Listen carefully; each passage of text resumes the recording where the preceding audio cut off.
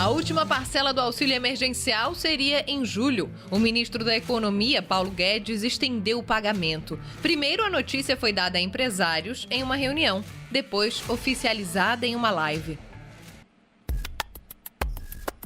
Possivelmente nós vamos estender agora o auxílio emergencial, mais 2 ou 3 meses, porque a pandemia está aí. Os governadores estão dizendo que em 2 ou 3 meses a população brasileira adulta vai estar toda vacinada e logo depois entra, então, o Bolsa Família, o novo Bolsa Família, já reforçado. Há 2 fatores determinantes para que essa decisão tenha sido tomada. O atraso no calendário de vacinação, a campanha está bem lenta, e a melhora na economia. Na semana passada, falamos aqui no Pare o Mundo que eu quero saber sobre a alta do PIB. Os números animaram o mercado e o ministro da Economia.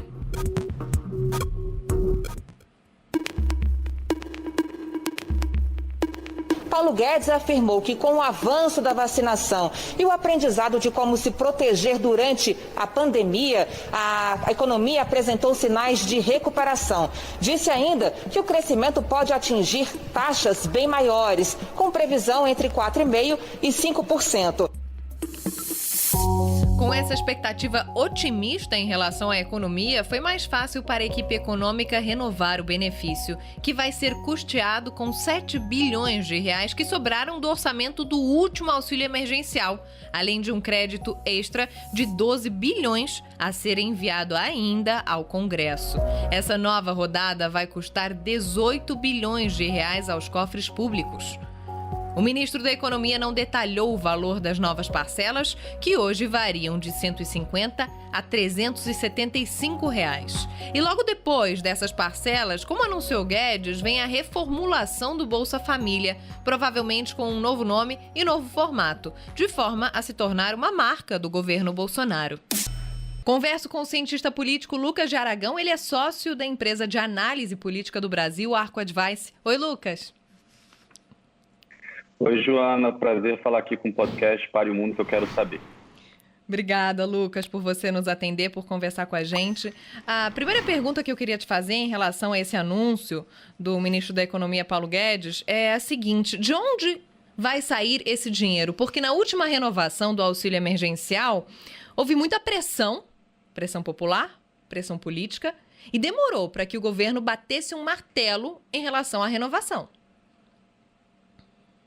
Pois é, a gente teve uma primeira rodada do auxílio emergencial no ano passado, ele acabou no final do ano, né, na virada do ano. O governo resistiu ali por alguns meses à renovação, mas aí a gente teve a segunda onda, uma piora dramática, a questão em Manaus, com a falta de oxigênio, as UTIs cheias, e o governo se viu numa situação de ter que fazer uma renovação, até por pressão do próprio Congresso. O governo conseguiu ali nessa segunda discussão ainda aprovar alguns gatilhos fiscais que melhorariam a situação fiscal do Brasil caso a gente atingisse um nível mais alto ali da dívida, dívida PIB.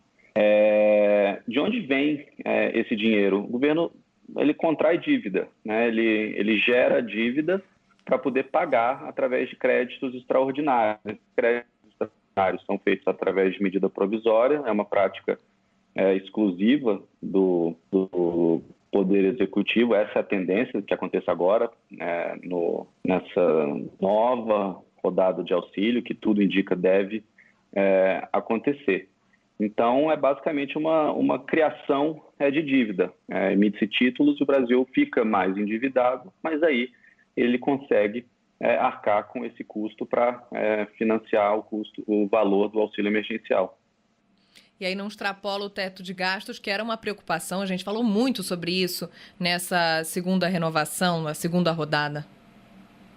Pois é, o teto de gastos ele é meio que uma gambiarra ali, né? Porque, claro, você não fura o teto, mas você tem um botão ali meio mágico que você diz, isso não é no teto. O mercado aceita, claro que gera alguma tensão. Na segunda renovação do auxílio, o governo resistiu muito, o mercado pressionando, ainda tinha muita incerteza fiscal sobre o Brasil, ainda tem muita incerteza, mas a situação fiscal melhorou um pouco, até porque a gente teve um número do PIB um pouco acima do que era esperado, era o consenso dentro do mercado. As grandes casas, os grandes bancos estão fazendo um recálculo aí do PIB desse ano e fazendo olhando para um número maior do que esperado. Algumas casas esperando um crescimento de 5,5%, bem acima do esperado no início do ano. Então, hoje ainda tem um espaçozinho fiscal para isso. Agora, o governo ele está muito pressionado porque a vacinação não ocorreu da maneira que era esperado há uns 3, 4 meses. Então, é uma situação onde ele não tem muita saída a não ser estender esse auxílio emergencial por mais 2 meses, mais ou menos.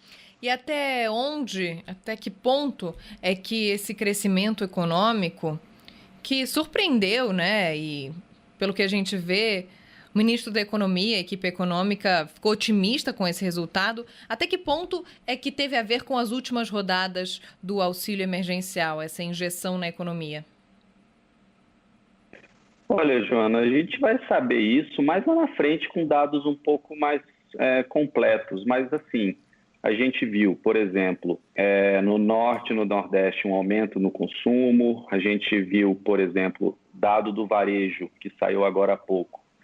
Nesses últimos dias era esperado uma queda no varejo, teve uma subida forte do varejo. Isso pode ser, de certa forma, atribuído ali ao auxílio emergencial, as pessoas consumindo mais.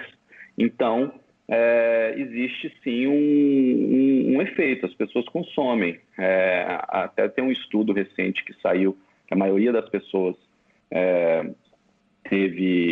usou o dinheiro do auxílio emergencial para itens básicos. Agora, a gente também tem que lembrar outras variáveis. Por exemplo, nós estamos num ciclo muito forte de commodity. O Brasil é muito forte em commodity, né? O Brasil vende muito minério, o Brasil vende muito produtos de carne, suína, bovina. O Brasil é um produtor de proteína, exporta isso. A gente olha, por exemplo, para a Bolsa de Valores no Brasil. Boa parte da Bolsa, uma parte significante ali da Bolsa, de 2 papéis, de 2 empresas, a Vale e a Petrobras. Então, esse ciclo de alta no commodity, o preço do minério tem aumentado bastante, isso também ajuda. A gente também teve uma construção civil muito pujante nesses últimos 6, 8 meses. Faltou material, o Brasil teve até que abrir algumas proteções comerciais que tinham com importações de outros países, por exemplo, para PVC, um exemplo, para poder dar conta aí desse crescimento da construção civil. Eu acho que o auxílio explica uma parte, mas não conta a história inteira. Eu acho que a variável da commodity é uma que tem que ser considerada para explicar esse crescimento aí da economia. E esses anúncios da renovação do auxílio emergencial, que esse daqui deve ser o último, né? Você falou em escopo menor, tempo menor, mas logo depois, nesse mesmo anúncio, Paulo Guedes falou sobre a reformulação do Bolsa Família. Como é que viria esse novo Bolsa Família? Incluiria mais gente? Dessa forma, o governo teria também que arcar com um custo maior. Pois é, agora a diferença é o seguinte, o Bolsa Família ele é muito mais barato comparado com o auxílio emergencial. O custo do Bolsa Família é um programa bem mais barato do que o auxílio emergencial, né? Eu acho que o Bolsa Família tem um custo aí mais ou menos de 30, 40 bilhões ano aos cofres públicos. Para dar um exemplo, essa última rodada de auxílio emergencial, que foram 4 meses, e já era um valor menor do que o primeiro, já era um custo menor e para um grupo de pessoas menor do que a primeira rodada. Custou foram aprovados 44 bilhões, eles usaram 37. Então, quase um ano inteiro de Bolsa Família gasto nessa segunda rodada aí de auxílio emergencial. Então, a reformulação do Bolsa Família, do ponto de vista fiscal, ele preocupa menos do que o auxílio emergencial. O que o governo quer fazer com o Bolsa Família? Bom, em primeiro lugar, tem um lado político, né? O Bolsa Família é um programa antigo, um programa que foi formalmente criado no governo do ex-presidente Lula, do Partido dos Trabalhadores, ele é um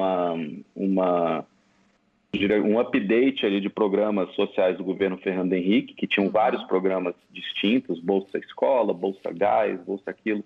O governo do PT juntou e criou o Bolsa Família. Então, ele ainda é ligado, até do ponto de vista de branding, ao PT, ao Lula.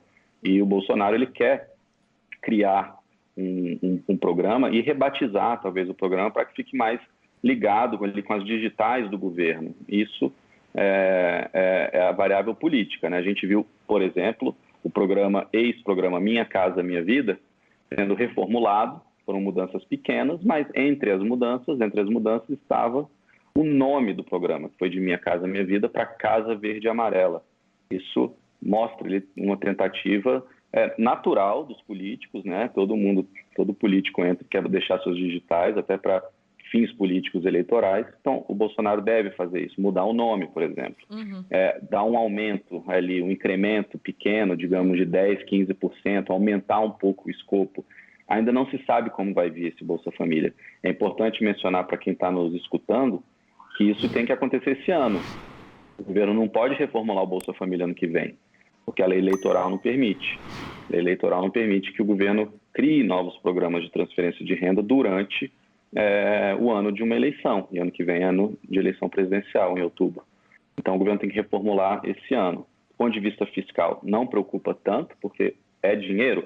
Mas é um custo menor do que o auxílio emergencial. E aí a gente está falando de uma reformulação que pode aumentar em 10%, 15%.